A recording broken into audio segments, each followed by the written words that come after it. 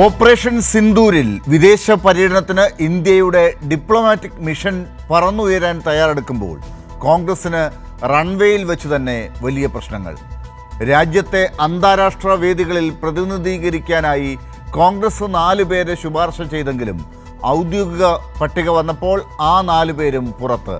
പകരം അസാധാരണമായി കോൺഗ്രസ് ലിസ്റ്റിൽ ഇല്ലാത്ത ശശി തരൂരിന് 4 പേരുടെ മുകളിൽ ക്യാപ്റ്റൻസി പട്ടം. AICC പ്രതിഷേധ ചൂടിൽ കടുപ്പിക്കുമ്പോൾ KPCCയുടെ കയ്യടിയുമുണ്ട്. ട്വിസ്റ്റ് ഇവിടെയൊക്കെയാണ്. BJP സർക്കാർ ഒരു കോൺഗ്രസ് MPയെ തിരഞ്ഞെടുക്കുമ്പോൾ സംസ്ഥാന കോൺഗ്രസ് ഘടകം അതിനെ സ്വാഗതം ചെയ്യുന്നു.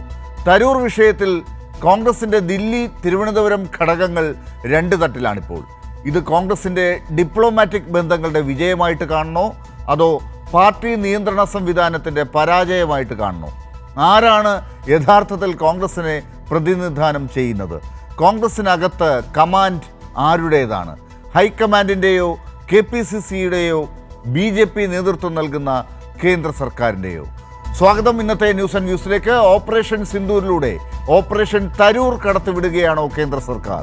തരൂരിനെ തഴഞ്ഞ കോൺഗ്രസിന് കേന്ദ്രം മറുപടി നൽകുകയാണോ?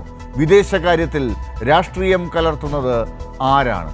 കോൺഗ്രസോ BJPയോ? ആരാരെയാണ് നിയന്ത്രിക്കുന്നത്? തരൂരിനെ കോൺഗ്രസിന് വേണ്ടേ?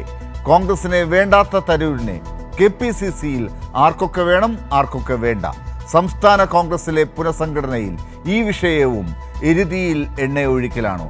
എന്താണ് ഓപ്പറേഷൻ സിന്ദൂരിനെ കുറിച്ച് കേന്ദ്ര സർക്കാർ ഇപ്പോൾ എടുക്കുന്ന നിലപാടുകൾ കാണുമ്പോൾ രാഷ്ട്രീയത്തിൽ ഒക്കെ ചർച്ചയാവുന്നത്?